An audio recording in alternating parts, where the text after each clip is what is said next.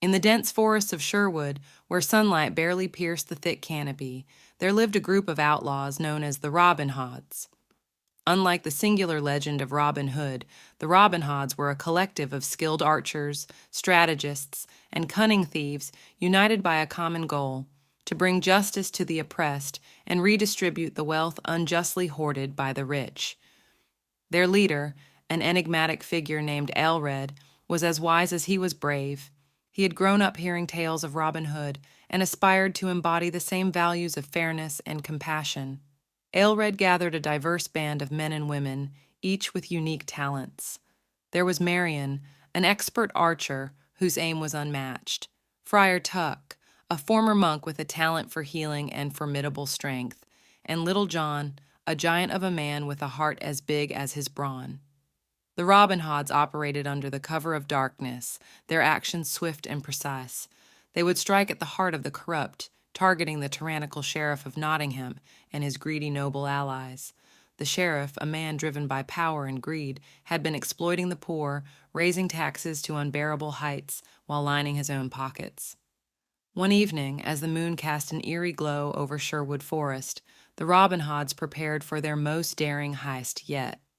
They had learned of a grand feast being held at the sheriff's castle, where the region's wealthiest lords would gather. It was the perfect opportunity to reclaim the gold and jewels stolen from the common folk. Aelred and his team approached the castle walls with stealth, scaling them effortlessly. Marion led the way, her keen eyes spotting guards in the shadows. They moved like ghosts, avoiding detection until they reached the grand hall where the feast was in full swing. The rich and powerful were oblivious to the fate that awaited them, lost in their revelry. At Aelred's signal, the Robin Hoods sprang into action. They overpowered the guards with ease, their movements a blur of coordinated efficiency. Aelred confronted the sheriff, who stood in stunned silence, goblet in hand. "The people's wealth does not belong to you," Aelred declared, his voice echoing through the hall. Chaos erupted as the Robin Hoods gathered the stolen treasures, loading them into sacks. The sheriff, realizing the futility of resistance, watched helplessly as his ill-gotten gains were whisked away.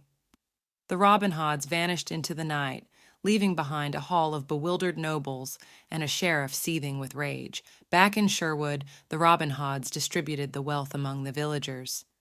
Faces that had known only hardship and despair now lit up with joy and hope. The once downtrodden peasants found new strength, inspired by the bravery of their protectors. The legend of the Robin Hoods grew, their deeds spreading far and wide. They became a symbol of resistance against tyranny and a beacon of hope for the oppressed. Though the sheriff doubled his efforts to capture them, the Robin Hoods remained elusive, always one step ahead. And so, in the heart of Sherwood Forest, the spirit of Robin Hood lived on through the Robin Hoods. Their unwavering commitment to justice and their cunning exploits ensured that the balance between rich and poor would never tip too far in favor of the greedy again. The Robin Hoods, with their shared courage and compassion, proved that even in the darkest of times, heroes could rise from the unlikeliest of places.